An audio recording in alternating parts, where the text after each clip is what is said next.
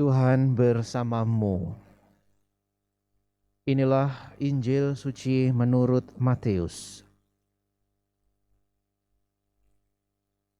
Ketika Yesus dan murid-muridnya turun dari gunung, para murid bertanya kepada Yesus, "Mengapa ahli-ahli Taurat berkata bahwa Elia harus datang dahulu?" Yesus menjawab, "Memang Elia akan datang dan memulihkan segala sesuatu. Dan aku berkata kepadamu, Elia sudah datang, tetapi orang tidak mengenal dia dan memperlakukannya menurut kehendak mereka.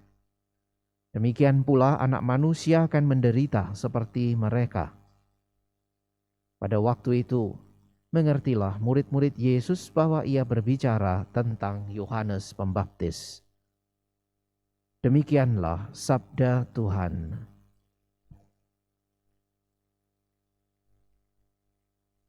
Saudara sekalian yang terkasih, gambaran Yohanes Pembaptis sebagaimana dikatakan oleh para ahli Taurat dan kemudian juga ditegaskan oleh Yesus sebagai gambaran seperti Nabi Elia adalah sebetulnya sebuah peringatan bahwa Allah senantiasa berusaha untuk memulihkan keadaan sebagaimana Allah inginkan demi keselamatan manusia. Pada masanya, Elia sebagai seorang nabi datang ke tengah-tengah bangsa Israel untuk memperingatkan mereka dan membawa mereka pertobatan setelah bangsa Israel jatuh ke dalam penyembahan berhala kepada Baal. Allah memulihkan, mengingatkan, dan mengajak kembali orang-orang Israel untuk kembali kepada Allah melalui mulut Elia.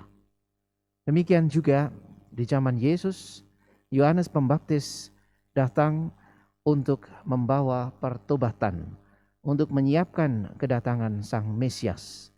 Akan tetapi kedatangannya sama seperti juga ketika Elia mewartakan pesan kenabiannya, tidak serta-merta ditanggapi dengan hati yang terbuka.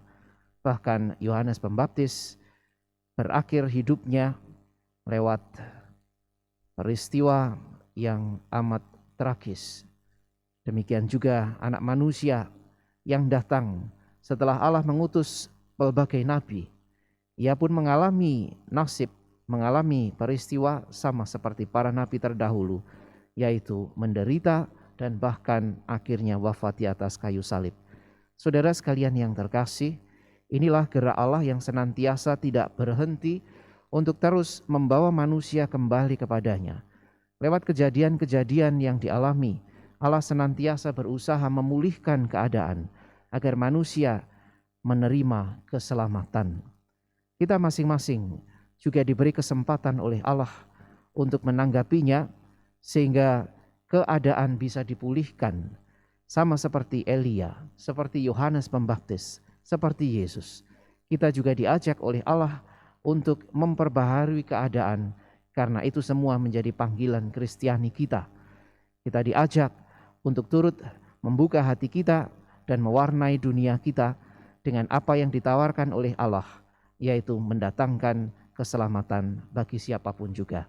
Semoga saudara sekalian yang terkasih, masa Advent membawa kita pada kesadaran yang semakin besar bahwa kita turut mewarnai, bahwa kita turut diberi oleh Allah kesempatan untuk boleh mengubah dunia, untuk boleh berperan sebagaimana para nabi dulu berperan, membawa sebanyak mungkin orang, juga kita sendiri, untuk bertobat dan berjalan sebagaimana Allah kehendaki.